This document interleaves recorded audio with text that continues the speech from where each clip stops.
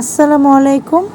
তারপরে আমরা চলে যাই বার্মিস মার্কেটে যেয়ে টুকটাক কেনাকাটা করি। যদিও আমি কোনো কেনাকাটা করিনি, তারপরেও ছেলেটার বিহেভিয়ার এত ভালো ছিল, আমার কাছে মনে হচ্ছিল যে পূর্ব পরিচিত, যদিও আমার কেউ না, কারণ আমরা যতবার গিয়েছি ততবার আমাদেরকে আচার গিফট করেছে।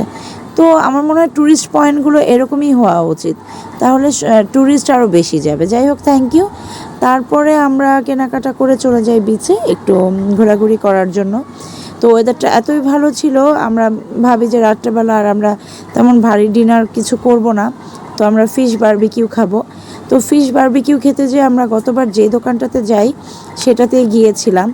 তো ওদের বিহেভিয়ার এত ভালো, এজন্য আমি যাই, কিন্তু এবার রাশ থাকার কারণে একটু দামটা বেশি। তো আমি বার্গেনিং করে যেটাই হোক একটু নিয়েছিলাম, কিন্তু আমি পুরো আমাকে পুরোই ডিসঅ্যাপয়েন্টেড করে দিয়েছে। বিকজ অফ গতবার আমি 2টা স্কুইড নিয়ে আমার কোয়ান্টিটি অনেক বেশি ছিল, এবারও সাইজটা বড়ই ছিল, তারপরও 4টা স্কুইড নিয়েছি, কোয়ান্টিটি তার অর্ধেক, এবং মনে হচ্ছিল আগে ভেজে রেখেছে। কিন্তু দেখেন, গতবার আমি নিজে, এই যে এটা ওদের ভিতরে কিচেনের ভিডিও, আমি নিজে ভিতরে যেয়ে ওদেরকে দিয়ে বারবিকিউ করিয়ে নিজে দাঁড়িয়ে থেকে সব করিয়েছি। এবং আমার 2টা ফিশ ছিল গতবার, আর 2টা স্কুইড ছিল, 4টা আমার চিংড়ি মাছ ছিল। তো গতবার স্কুইডেরগুলো আমার কোয়ান্টিটি ভালোই ছিল এবং খুব ক্রিস্পি ছিল, বাট এবারের স্কুইডটা আমার ঠান্ডা হয়ে গিয়েছিল, মোটেও ক্রিস্পি ছিল না, আর কোয়ান্টিটিও কম ছিল।